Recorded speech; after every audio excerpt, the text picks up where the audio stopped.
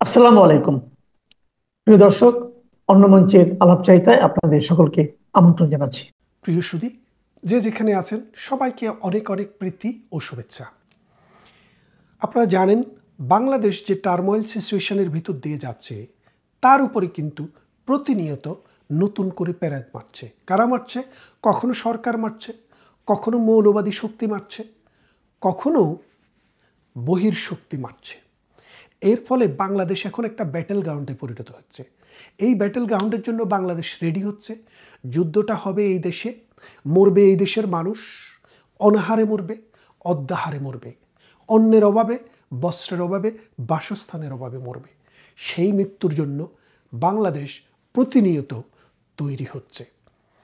এই বাংলাদেশ 1971 সালে স্বাধীনতা হওয়ার পর গত 54 বছরে বাংলাদেশটি কিন্তু তার প্রতিবেশীর সাথে কিন্তু একটি কাজ চালানো সম্পর্ক রেখেছে। খুব ভালো না রাখতে পারলেও বার্মা বলেন, শ্রীলঙ্কা বলেন, নেপাল বলেন, ভুটান বলেন, ভারত বলেন, সবার সাথেই কিন্তু আমাদের কিন্তু একটা কাজ চালানো সম্পর্ক ছিল। ডক্টর ইউনূস ক্ষমতায় আসার পর তার যে মাহফুজ নামের যাকে আপনারা জানেন অনেকেই সান্ডা উপাধি দিয়েছে, এই মাহফুজ যখন একদিন স্বপ্নে দেখল, স্বপ্নে তাকে ওই গোলাম আজম তাকে স্বপ্নে দেখালো যে বাংলাদেশের এরকম একটা মানচিত্র হওয়া উচিত, যেই মানচিত্রের ভিতরে তিনি ভারতের 7 সিস্টার্স নামে যে অংশটি আছে সেটিকেও ঢুকিয়ে দিয়েছিলেন। যার ফলে ভারতের একটি তীব্র প্রতিক্রিয়া হয়। কারণ আপনি জানেন, বাংলাদেশ একটি জাতিসংঘে সিগনেটরি রাষ্ট্র, জাতিসংঘের পূর্ণাঙ্গ একটি সদস্য রাষ্ট্র। এই রাষ্ট্র যখন জাতিসংঘে সিগনেচার করে তখন মেনে নেয় যে প্রত্যেকটা রাষ্ট্রের ভৌগোলিক অখণ্ডতা এবং ভৌগোলিক যে বাস্তবতা সেটার প্রতি শ্রদ্ধা দেখাতে হবে। প্রথমত, বাংলাদেশ সরকারের একজন মন্ত্রীমর্যাদার ব্যক্তি হিসাবে মাহফুজ যা করেছে এটা আন্তর্জাতিক আইনের সুস্পষ্ট লঙ্ঘন।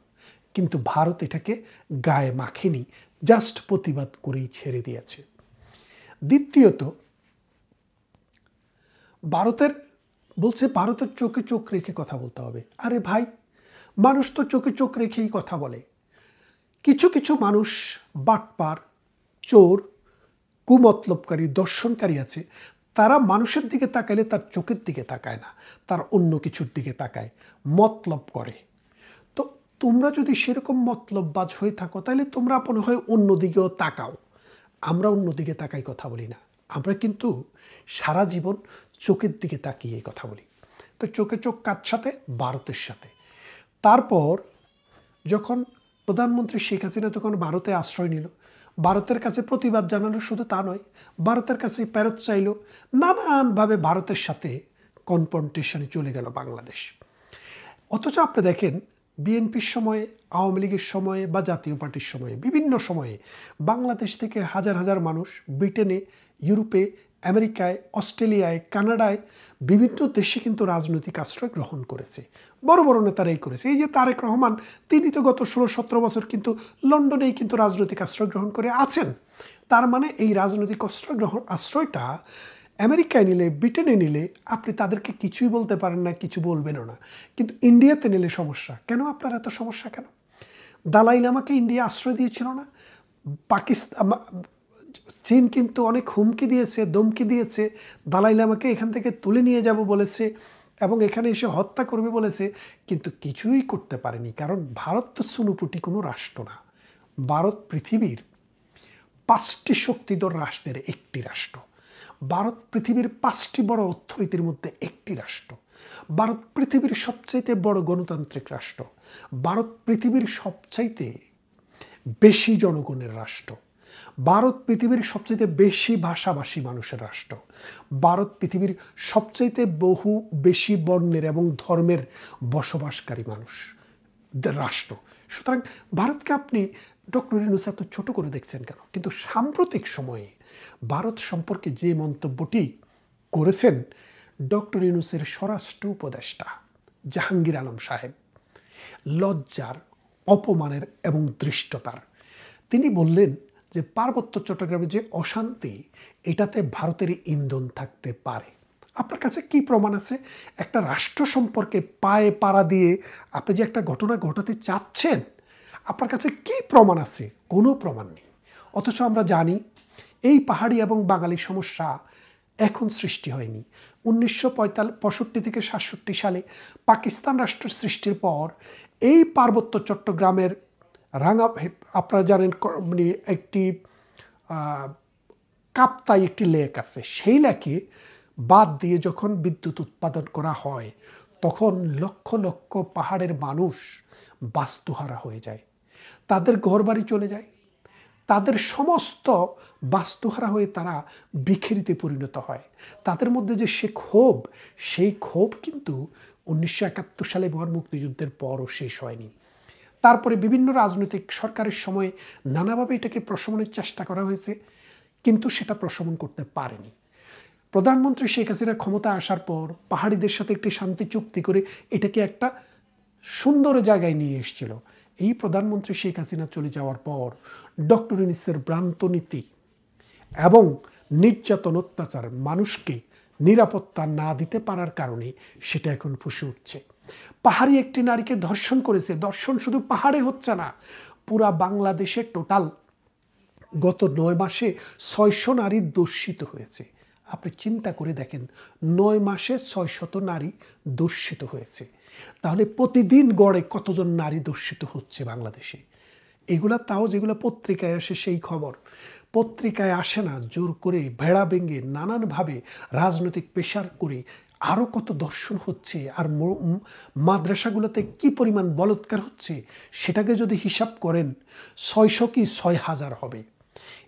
এর ধারাবাহিকতায় পাহাড়ে একটি নারীকে দর্শন করা হয়, সে পাহাড়ি মেয়ে, এবং তারা যখন এটার প্রতিবাদ করে তখন পুলিশ এবং আর্মির গুলিতে 3 জন মারা যায়।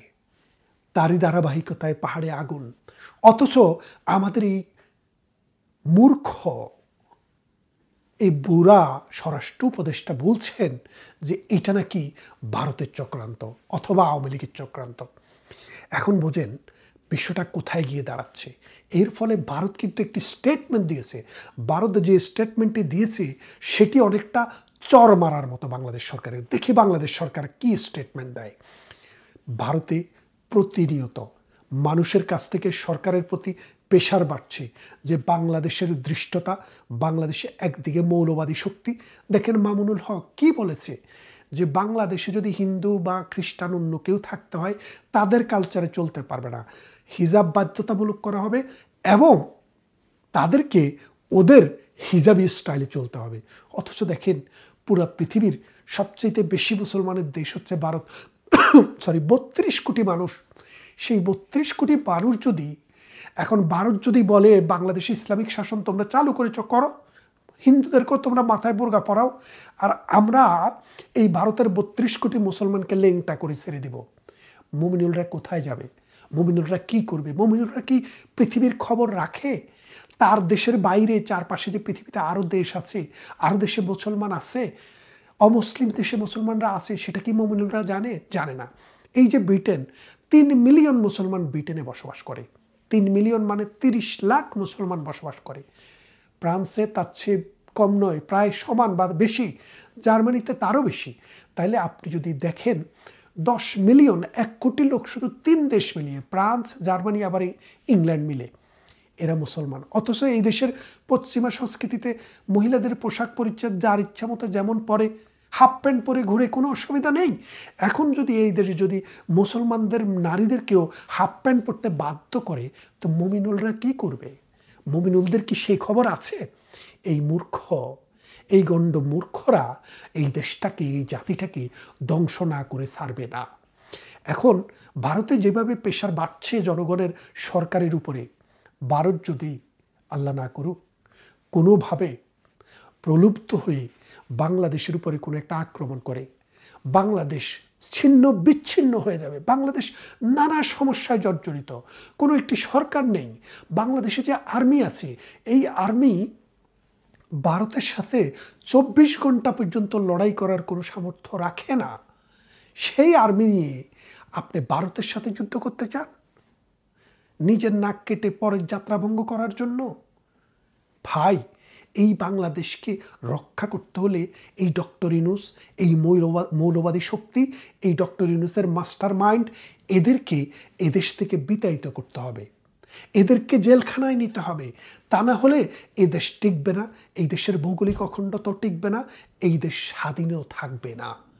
আসুন আমরা এই দেশকে রক্ষা করা কিভাবে যায় সেদিকে আমরা হাঁটতে থাকি। দেখেন, বাংলাদেশ একটি গণতান্ত্রিক রাষ্ট্র। যেই সরকারি ক্ষমতায় এসছে নানানভাবে গণতন্ত্রের ব্যত্যয় ঘটেছে। অন্ন, বস্ত্র, বাসস্থান, শিক্ষা, চিকিৎসা, এগুলো কিন্তু বাংলাদেশের এই মৌলিক অধিকারগুলা মানুষের সিকিউর ছিল না। একসময় জিয়াউর রহমান, একসময় খালেদা জিয়া, একসময় এরশাদ, একসময় প্রধানমন্ত্রী শেখ হাসিনা, এইভাবে ধারাবাহিকতায় মানুষ কিন্তু একটা জায়গায় কিন্তু রাজনীতিবিদেরা দেশটিকে নিয়ে গেছে। নিয়ে যাওয়ার পর এখন এই বাংলাদেশটি দক্ষিণ পূর্ব এশিয়াতে সবচাইতে ভালো অবস্থানে ছিল। সেই দেশটিকে এখন ফকিরের দেশে পরিণত করার জন্য প্ল্যান হচ্ছে। মমিনুল বলছে যে আমরা, মমিনুল না, যে 14 গ্রামের আবদুল্লাহ মোহাম্মদ তাহের জামাতের নায়েবে আমির, তারা আবার ইংলিশে বা বাংলায় বলে না, ওরা আরবিতে বলে, উর্দুতে বলে নায়েবে আমির। সে নায়েবে আমির বলছে, কি বলছে, যে আমরা মধ্যপ্রাচ্য থেকে জাকাত এনে বাংলাদেশ উন্নত করে ফেলবো। তাহলে চিন্তা ভাবনা করে দেখেন, শকুন আকাশের অনেক উপরে উড়ে, কিন্তু চোখ থাকে ওই মাটিতে মরা গরুর দিকে। এই শকুনেরা বাংলাদেশের মরা গরুর দিকে তাকিয়ে আছে। এই মরা গরু তারা এনে বাংলাদেশের মানুষকে খাইয়ে বাঁচাবে। এখন আসুন বাংলাদেশকে ভালোবাসি, এবং যদি বাংলাদেশকে রক্ষা করতে হয় তাহলে আমাদের প্রতিবেশীর সাথে একটা সুসম্পর্ক রাখতে হবে। কারণ আমার আকাশ উঠতে গেলে ভারতকে লাগবে, আমার সমুদ্র দিয়ে বেরোতে গেলে ভারতকে লাগবে, আমার চারপাশের বর্ডারে যা করতে যাই ভারতকে লাগবে। এই বাংলার যে উৎপাদন তার বেশিরভাগই পানি দিয়ে হয়। এই উৎপাদন বলতে খাদ্য উৎপাদন। ভারতের 54টি নদী আমাদের বাংলাদেশের ভিতর দিয়ে গেছে। এই 54টি নদী যদি বন্ধ হয়ে যায়, বাংলাদেশে খাদ্য উৎপাদন 3 ভাগের 1 ভাগও হবে না, অর্ধেক মানুষ অনাহারে মরবে। তার মানেটা কি হচ্ছে, বাংলাদেশ অন্যের জন্য ভারতের দয়ার উপরে নির্ভর করে। বাংলাদেশের যে বস্ত্র, এই বস্ত্রের কোনো যে উৎপাদন আমাদের দেশে হয় তার সমস্ত কাঁচামাল ভারত থেকে আসে, যার কারণে আমরা ব্যবহার করছি। এই আমরা যে 70 বিলিয়ন বিদেশে রপ্তানি করি, এই রপ্তানির যে কাঁচামাল এটা ভারত থেকে আসে। এই যে ইউনূসের সময় এখনও কিন্তু সেটা বন্ধ নেই, সেটা আসছে। কারণ এটা না হলে উৎপাদন হবে না। আমেরিকাতে, ইউরোপে আপনি রপ্তানি করতে পারবেন না।